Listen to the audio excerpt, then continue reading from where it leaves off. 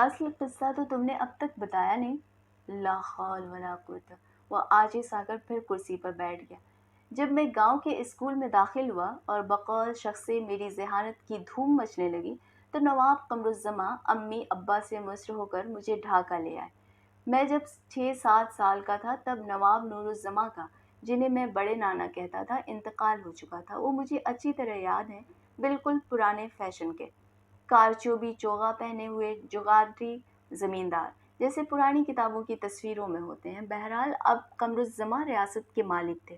وہ مجھے ڈھاکہ لے آئے اور اسکول میں داخل کر دیا۔ میں اس وقت 12 13 سال کا تھا۔ میں ارجمند منزل میں رہ رہا تھا اور نیئر الزماں کے ساتھ کار میں بیٹھ کر اسکول جایا کرتا تھا۔ ابا کو ماموں جان نے یقین دلایا تھا کہ امی کا روپیہ جو ابا نے شادی کے وقت لینے سے انکار کیا تھا، میری تعلیم پر خرچ کیا جا رہا ہے۔ اس کے باوجود 20 روپیہ ماہانہ باضابطہ ہر مہینے ابا گاؤں سے میرے نام منی آرڈر کرتے۔ ماموں جان مسکرا کر وہ روپیہ وصول کرتے اور میرے نام ڈاک خانے میں جمع کرتے رہتے۔ اصلیت یہ تھی کہ میں ارجمند منزل میں ماموں جان کے لاڈلے نور نظر کی حیثیت سے پروان چڑھایا جا رہا تھا۔ ان کا بیٹا خاصا کوڑ مغز تھا۔ ماموں جان اس کی طرف سے بہت مایوس تھے اور مجھے آئیڈیالائز کر رہے تھے، اور اصل بات ساری یہ تھی کہ وہ جہاں آرا سے میری شادی کرنا چاہتے تھے۔ ماموں جان علی گڑھ کے معتقد تھے۔ انہوں نے ایف اے کے لیے علی گڑھ بھیج دیا۔ وہاں میں مزید لائق اور ہونہار ثابت ہوا۔ ماموں جان بیچارے کے سارے خاندان میں واحد معقول اور ہونہار نوجوان صرف میں تھا۔ ماموں جان میرے لیے طرح طرح کے خواب دیکھنے لگے، بیرسٹری، آئی سی ایس کا مقابلہ، ان کے پٹسن کا کاروبار کی دیکھ بھال۔ جہاں چھوٹی سی تھی، مجھ سے 5 6 سال چھوٹی ہوگی، وہ مجھے بہت اچھی لگتی تھی۔ وہ بڑی ہوئی اور پتہ چلا کہ ماموں جان اس سے میری شادی کرنا چاہتے ہیں تو میں بے حد خوش ہوا۔ میرا خیال تھا میں کالج سے نکل کر کسی اخبار میں کام کروں گا، انگریزی سرکار کی ملازمت کے سخت سخت خلاف ہو گیا تھا۔ کسی یونیورسٹی میں پڑھاؤں گا اور جہاں آرا کو لے کر اپنا گھر الگ بناؤں گا۔ ماموں جان کو واقعی مجھ سے محبت تھی، لیکن میری ذہانت وغیرہ کے علاوہ ماموں جان میرا اتنا خیال رکھتے تھے، اس کی غالباً ایک وجہ اور بھی تھی، ریحان نے سوچتے ہوئے کہا۔ ان کے والد نواب نور الزماں پرانے ٹائپ کے جابر اور مطلق العنان زمیندار تھے۔ ماموں جان قمر الزماں ان کے برعکس ایک جدید انسان ہیں اور نیک دل۔ ان کو یہ احساس تھا کہ ان کے والد نے اپنی بے زبان بھتیجی کے ساتھ ہر طرح سے بڑی بے انصافی کی۔ وہ مجھے اپنا داماد بنا کر تلافی کرنا چاہتے تھے۔ اس کے علاوہ وہ یکلخت چپ ہو گیا۔ اوما ہماتن گوش اسے دیکھتی نہیں۔ اس کے علاوہ کیا رونوں؟ ریحان نے سر اٹھا کر اسے دیکھا۔ مجھے یہ بھی اندازہ ہے کہ ماموں جان امی کو بے حد پسند کرتے تھے۔ انہیں بچپن سے اپنی بنت ام ہی سے محبت تھی، اور اگر ان کا بس چلتا تو وہ کسٹیا کی رئیس زادی کے بجائے امی سے شادی کرتے۔ زندگی واقعی کتنی عجیب چیز ہے، اوما نے آہستہ سے کہا۔ اور تمہاری امی بھی نواب قمر الزماں کو پسند کرتی تھی؟ یقیناً۔ اور کسی نے ان سے نہ پوچھا کہ ان کے دل پر کیا گزر رہی ہوگی؟ نہیں، کسی نے ان سے نہیں پوچھا، اور نہ انہوں نے کسی کو بتایا۔ وہ مرتے دم تک پتی ورتا بیوی رہیں، آخر دم تک شوہر کی خوشنودی حاصل کرنے کی کوشش میں لگی رہیں۔ بنگالی عورت؟ ہاں، بنگالی عورت، ہندوستانی عورت۔ وہ کبھی ارجمند منزل آتی تھیں؟ بہت کم، کسی خاندانی تقریب کے لیے کبھی کبھار آ جاتی تھیں، اور ماموں جان ان کی خاطر مدارات میں دوڑے دوڑے پھرتے تھے۔ جاتے وقت دستور سے زیادہ تحفے تحائف ان کے ساتھ کرتے، مگر وہ سب کچھ یہیں چھوڑ جاتی، کیونکہ ابا دولت مند سسرال کا ایک پیسہ لینے کے روادار نہ تھے، اور امی نے ساری عمر ان کا یہ حکم مانا۔ She must have been a great woman. She was. اب بارش تھم چکی تھی اور باغ کی ابر آلود فضا بے حد خوشگوار معلوم ہو رہی تھی۔ ریحان نے گھڑی پر نظر ڈالی اور جلدی جلدی داستان ختم کرنا چاہی۔ جب میرے ولایت جانے کا پروگرام بنا تو امی نے چاہا کہ اپنے زیورات جو بینک میں محفوظ تھے فروخت کر کے میرے ولایت کا خرچ کا انتظام کریں۔ ماموں جان نے ابا کو تو یہ پٹی پڑھائی کہ مجھے سرکاری وظیفہ مل گیا ہے، اور امی سے چپکے سے کہا، بی بی تم زیور اپنی بیٹی کے جہیز کے لیے رکھو، میں اپنے بھانجے کو جو مجھے نیّر کی طرح عزیز ہے اب اپنے روپے سے لندن بھیج رہا ہوں۔ امی کو معلوم تھا کہ ماموں جان کا ارادہ جہاں آرا کو مجھ سے بیاہ دینے کا ہے۔ وہ بیچاری بے حد مسرور تھیں۔ وہ اپنے شوہر کی ضد کی وجہ سے ساری عمر تنگ دستی میں گزار چکی تھیں۔ انہیں اب خوشی تھی کہ اس رشتے سے ان کے غریب بیٹی کی زندگی بن جائے گی۔ تمہاری امی کے پاس بہت گہنے تھے؟ اوما نے خالص عورتوں کی سی دلچسپی سے پوچھا۔ ریحان نے ایک بار تعجب سے اس پر نظر ڈالی۔ کہہ تو چکا ہوں، ان کی والدہ کے زیور تھے جو ان کے تایا نے بینک میں رکھوا دیے تھے۔ وہ ہیرے جواہرات جو امی کو ملنے چاہیے تھے، ان پر ان کی والدہ کے انتقال کے بعد بیگم نورالزماں ان کی تائی پہلے ہی قبضہ کر چکی تھیں۔ چنانچہ میں ماموں جان کے خرچ پر لندن گیا۔ وہاں سے لوٹ کر آیا تو یہاں شادی کی تیاریاں ہو رہی تھیں۔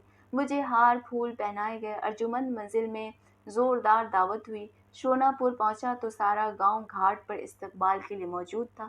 صرف امی نہیں تھیں جن کو میری آمد کا سب سے زیادہ انتظار تھا۔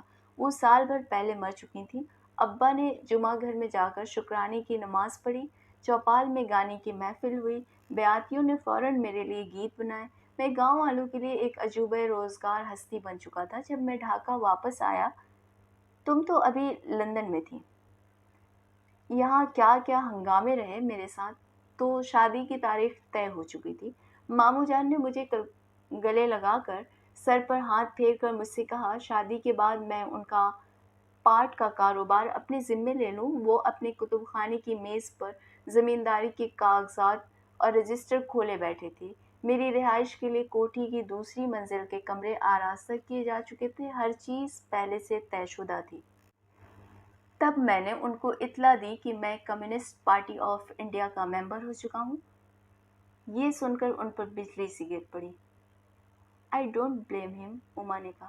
مجھے ان کو صدمہ پہنچاتے ہوئے بڑا دکھ ہوا، مگر میں نے نرمی سے ان سے کہا کہ میں نہ ڈپٹی مجسٹریٹ بننے کا ارادہ رکھتا ہوں اور نہ ان کا خانہ داماد بن کر ان کی ریاست سنبھالوں گا، بلکہ میں جہاں آرا کو لے جا کر اپنے پھوس کے مکان میں رکھوں گا۔ آخر آپ کی بہن بھی تو اسی محل سے رخصت ہو کر میرے باپ کے جھونپڑے میں گئی تھی۔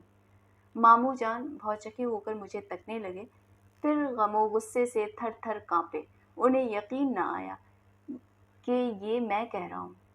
میں نے ان کو پارٹی کارڈ دکھایا اور رسان سے سمجھانے کی کوشش کی کہ میں نے کیوں یہ راستہ اپنے لیے منتخب کیا ہے۔ عمر بھر میں پہلی بار میں نے ان کو طیش کے عالم میں دیکھا۔ وہ یکلخت اپنے مرحوم جغادری باپ کی تصویر بن گئے۔ انہوں نے گرج کر کہا، نمک حرام، احسان فراموش، کسان کی اولاد، ملانے کا چھوکرا، تیرا مستقبل میں نے سنوارا، ورنہ آج ہل چلا رہا ہوتا، دھان کے گٹھے دھو رہا ہوتا، مکتب میں بچے پڑھا رہا ہوتا، بدبخت۔ میں نے دبی زبان سے کہا، دھان کے گٹھے تو میں اب ڈھوؤں گا ماموں جان۔ مگر وہ اسی طرح گرجتے برستے رہے اور مجھے خیال آیا کہ میرے نانا جان مرحوم کے لکھے ہوئے اسی قسم کے میلو ڈرامیٹک ناٹک 50 برس قبل ارجمند منزل کے جلسہ گھر میں اسٹیج کیے جاتے ہوں گے۔ کون کہتا ہے ہمارا ہندوستانی تھیٹر زندگی کی صحیح عکاسی نہیں کرتا؟ 3 دن تک گھر میں ہنگامہ ہوتا رہا۔ ماموں جان نے ہر طرح مجھے سمجھایا، روئے گائے گرجے برسے، اپنی عزت کا، اپنی لڑکی کی زندگی کا واسطہ دیا۔ آپ اس کے روادار ہیں کہ آپ کی لڑکی گھٹ گھٹ کے مر جائے، مگر آپ اس کا ہاتھ ایک کمیونسٹ کے ہاتھ میں نہ دیں گے، میں نے کہا۔ دہریا، کنگال، باغی، جیلوں میں سڑے گا، مارا مارا پھرے گا، روپوشی اور سر پر انعام، اور یہ اور وہ۔ سچ پوچھو اوما، جب وہ یہ سب کہہ رہے تھے تو مجھے ان پر پیار آ گیا۔ میں اپنی نازوں میں پلی بچی تیرے پلے باندھ کر اس کی قسمت پھوڑ دوں؟ غرض کہ وہ نہ مانے، نہ میں مانا۔ ممانی جان کو اختلاج قلب کے دورے پڑنے لگے۔ گاؤدی سا نیر مجھ سے کترانے لگا۔ ماموں جان نے اس کو حکم دیا تھا کہ مجھ سے بات نہ کرے۔ شادی کی تیاریاں منسوخ ہوئیں۔ ارجمند منزل پر بڑا بھیانک سناٹا چھا گیا۔ ماموں جان نے ایسا بندوبست کیا کہ شادی کی تیاریوں کی یا رشتہ ٹوٹنے کی خبر ارجمند منزل سے باہر نہ نکلے۔ ویسے بھی اس وقت تک ماموں جان نے اپنے اس ارادے کا تذکرہ ممانی اور میری امی کے علاوہ کسی سے نہیں کیا تھا۔ زمینداروں کے ہاں شادی بیاہ کے معاملات میں بہت رازداری برتی جاتی ہے، ورنہ کٹنیاں اور مشاطائیں اور مخالف زمینداروں کے حالی ممالے رشتہ توڑواتے ہیں اور جانے کیا کیا ہوتا ہے۔ اور یہاں جہاں آرا کے اپنے ماموں یعنی کشتیہ کے رئیس اعظم اپنے بھدیسر صاحبزادے کے لیے تلے بیٹھے تھے۔ بہرحال ڈھاکہ میں اس میلو ڈرامہ کی خبر زیادہ نہیں پھیلی۔ جہاں آرا خود حد سے زیادہ شرمیلی اور تھوڑی سی گھنی لڑکی تھی، اس نے بھی اسکول یا کالج میں میرا تذکرہ کسی سے نہ کیا تھا۔ اسی وجہ سے دیپالی کو اتنے برسوں اس کے ساتھ پڑھنے اور اس کی دوستی کے باوجود یہ بات معلوم نہ ہوئی۔ بھائی میں سمجھتا ہوں اب لنچ بھی یہیں منگوا لو، میرا تو داستان امیر حمزہ سناتے سناتے حلق سوکھ گیا۔ کہے جاؤ میں پانی منگواتی ہوں۔ بس میں حسب سابق اپنے پرانے کمرے میں ٹھہرا ہوا تھا، جہاں آرا کا خیال کر کے میرا دل کٹ کٹ جاتا۔ وہ میری لندن سے واپسی کے بعد دستور کے مطابق مجھ سے سخت پردہ کر رہی تھی، بلکہ اپنے کمرے میں مایوں بیٹھ چکی تھی۔ جب یہ ٹریجڈی ہوئی، اس کی دونوں بہنیں بوکھلائی بوکھلائی میرے پاس آ کر کہتیں، آپا روتے روتے نیم جان ہو گئی ہیں، آپا کی آنکھیں سوج گئی ہیں، آپا ان 3 دنوں میں آدھی بھی نہیں رہی۔ کہاں وہ دلہن بننے کے لیے مایوں بیٹھی تھیں اور کہاں یہ خوفناک المیہ۔ رونو بھائی خدا کے لیے آپا کو مرنے نہ دیجیے، یہ سب سن سن کر میرے حواس باختہ ہو جاتے۔ چوتھی رات میرا آخری فیصلہ سننے کے بعد کہ میں اپنی سیاسی زندگی ہرگز ترک نہیں کروں گا، ماموں جان نے مجھ سے کہا، تو آج سے ارجمند منزل کے دروازے تمہارے اوپر بند ہیں۔ اتنا کہہ کر وہ پھوٹ پھوٹ کر رونے لگے۔ چند منٹ بعد انہوں نے، بڑے چالاک ہیں میرے قمر ماموں، جذباتی بلیک میل کے لیے ایک چال چلی۔ اس وقت مجھے ایسا خیال ہوا، مگر اب سوچتا ہوں کہ وہ خلوص اور صدق دل سے ایسا کہہ رہے تھے۔ مگر جوانی کی اکڑ اور اپنے اصول پرستی کے ضام میں ہم یہ نہیں سمجھ پاتے کہ ہمارے بزرگوں کے بھی جذبات ہیں، ان کی بھی اندرونی جذباتی زندگی ہے، انہوں نے بھی شکستہ دلی کا سامنا کیا ہے۔ ماموں جان مجھ سے کہنے لگے، ملیحہ مر گئی، تم اس کی نشانی تھے، تم نے بھی میرے ساتھ یہ کیا۔ اتنا کہہ کر وہ ذرا دقت سے اپنی کرسی پر سے اٹھے اور کمرے کے باہر چلے گئے۔ امی کے مرنے کا غم تازہ تھا، میں بھی بڑی مشکل سے آنسو ضبط کر کے اپنے کمرے میں واپس آیا۔ پھر میں نے اپنا سامان باندھنا شروع کیا اور انجم آرا کو بلا کر اس سے کہا، اپنی آپا سے کہو رات کو باہر تالاب پر آ جائیں، مجھے ان سے بے حد ضروری بات کرنی ہے۔ انجم آرا کا چہرہ کھل اٹھا، وہ فوراً دوڑ پڑی۔ رات کو جہاں آرا مجھے تالاب کے کنارے ملی، میں نے 3 سال بعد اسے دیکھا۔ 3 سال تک میں اسے لندن سے خط لکھتا رہا تھا، اس کے متعلق سوچتا رہا تھا، مگر زیادہ نہیں۔ مجھے معلوم تھا وہ میری ہونے والی ہے، اس لیے مجھے اس کے لیے کوئی خاص اضطراب نہیں محسوس ہوتا تھا۔ مجھے اس سے محبت تھی، مگر کوئی جنون خیز عشق نہیں تھا، ہو نہیں سکتا تھا۔ بچپن سے ہم اکٹھے پلے بڑھے تھے، وہ میرے لیے ایک پرسکون سی چیز تھی۔ مجھے ہمیشہ یہ معلوم رہتا تھا کہ میں دنیا میں جہاں کہیں بھی ہوں، کسی حالت میں ہوں، کیسی کٹھن مسافت طے کر کے لوٹوں، وہ سایہ دار درخت اور میٹھے پانی کے کنویں کی طرح میری منتظر ہوگی۔ اور اب وہ میرے سامنے موجود تھی، میری امی کی طرف پتی ورتا کی ایک اور تصویر۔ میں اس کے سامنے گونگا سا ہو گیا۔ وہ تالاب کی سیڑھی پر بیٹھ گئی۔ انجم آرا، مہر آرا اور مالا ملازمہ پہرے پر ادھر ادھر چوکس تھیں۔ اگر ماموں جان کو اس ملاقات کا علم ہو جاتا تو نہ جانے وہ ہم دونوں کا کیا حشر کرتے۔ خیر، تو میں نے اس سے کہا، وہ خاموشی سے میرے ساتھ چلی چلے۔ تم لڑکیوں کو بھگا کر لے جانے کی تجویز کرنے میں بہت ایکسپرٹ معلوم ہوتے ہو، اوما نے بات کاٹی۔ میں نے اس سے کہا، میرے ساتھ جھوپڑوں میں رہے، روکھی سوکھی کھائے اور یہ یاد رکھے کہ وہ نواب قمرالزماں چودھری کے نواسی کی نہیں بلکہ مولوی برہان الدین احمد کاشکار کے لڑکے کی بیوی ہے۔ بالکل ایسی ہی بات تمہارے ابا نے تمہاری امی سے کہی تھی، اوما نے کہا۔ ہاں، عجیب بات ہے نا؟ بہرحال، مگر جہاں آرا میں اپنے والد سے اتنی بڑی بغاوت کرنے کی ہمت نہ تھی۔ وہ بیٹھی ہچکیوں سے روتی رہی اور میں اسے اسی طرح روتا چھوڑ کر ہمیشہ کے لیے ارجمند منزل سے باہر آ گیا۔